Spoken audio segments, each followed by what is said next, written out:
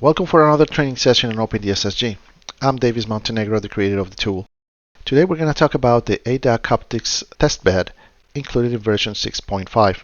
The idea with this technique is to split an interconnected system into subsystems that can be solved using parallel computing.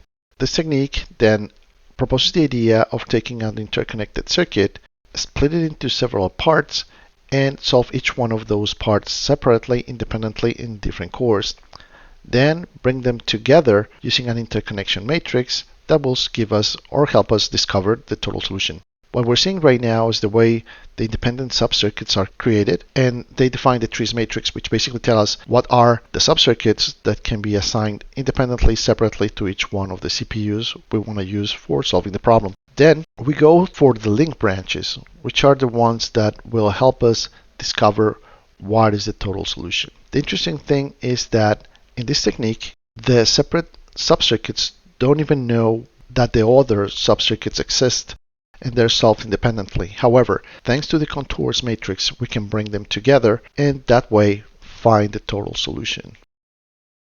To demonstrate the test bed, let's start with the circuit that we all know, the EPRI circuit 5. Now what I'm going to do to work with the test bed is to open the scripting tool. Here, what I'm going to do is to bring one of the examples that we already provided with OpenDSS. The example I'm opening applies for the A-Diakoptics suite, including in OpenDSS.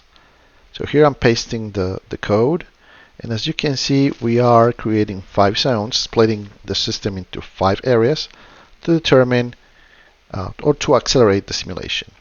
So to do that, I select the first part and just execute, which basically is the one in which I'm telling OpenDSS what are the link branches and activating the A-Diakoptics suite. In the replies from OpenDSS, I can copy the result into Notepad and see what happened. So here I can see the results of the tearing when applied A-Diakoptics in OpenDSS. So it's basically telling me that all the tasks were done, and it's also giving me some statistics, including the circuit reduction, the maximum imbalance, and the average imbalance. The idea is to always get the maximum circuit reduction and the minimum imbalance. Why?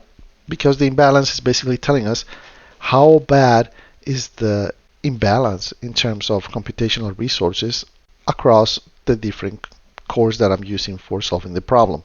The minimum imbalance means that we're not underusing some CPUs, and well, that will give us a better result.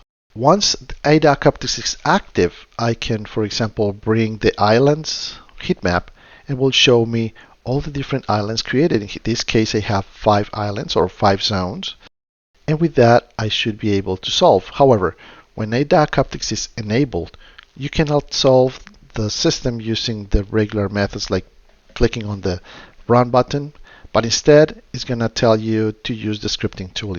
Now what I'm going to do is I'm going to solve the system. For that, I'll just activate the actor 1 and solve the system. You will notice that the progress bar is the OpenDSS progress bar and not the one in OpenDSS-G.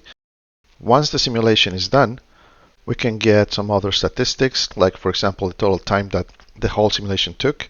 In my case, because I'm recording video and running some other tasks in the background, I'm not going to get the best time reduction.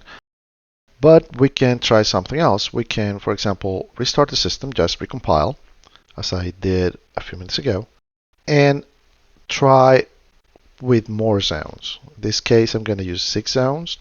Just run the A-Diakoptics enabling. I'm copying the statistics.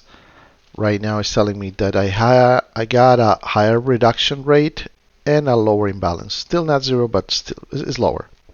So with this, what we're going to do is we're going to solve it and we'll see what we get. But before, let's see the islands heat map. And here we can see the 6 zones created. Of course, we can see that some zones are smaller than others. And well, since we are doing the assignment of the link branches manually, we are going to get some distributions that are probably not the optimal, but users can work on that or try to use the integrated METIS distribution that probably can help.